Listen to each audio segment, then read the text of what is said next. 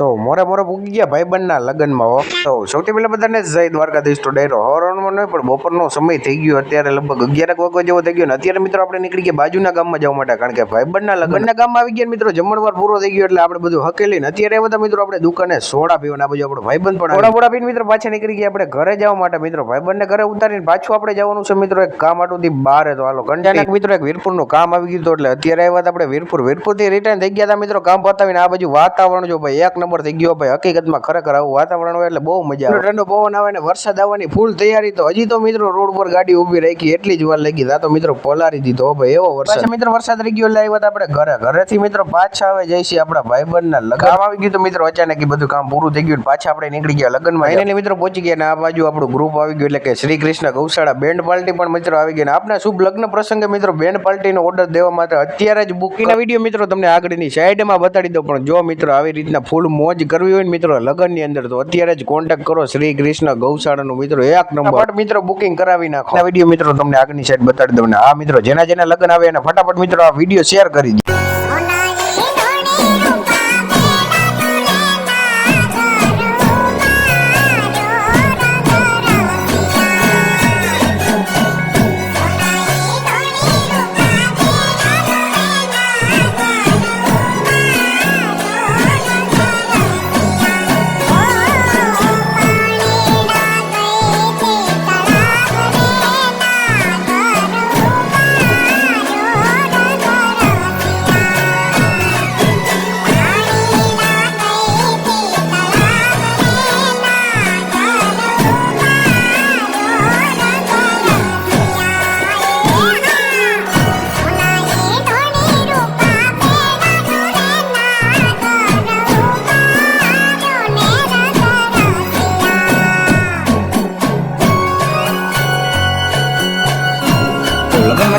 મિત્રો હાઈ પડી ગઈ હતી ને અત્યારે જતા હતા ઘરે, રસ્તામાં આવી ગઈ મિત્રો એક હોટલ. તો અત્યારે એવું આપણે ઠંડુ પીવા એટલે કે મિત્રો સોડા પીવા. તો મને લાગે ત્યાં સુધી મારો વ્લોગ વિડીયો પૂરો કરી નાખી મળીએ બીજા નેક્સ્ટ વ્લોગ વિડીયોની વાલી. ત્યાં સુધી બધાને જય દ્વારકાધીશ.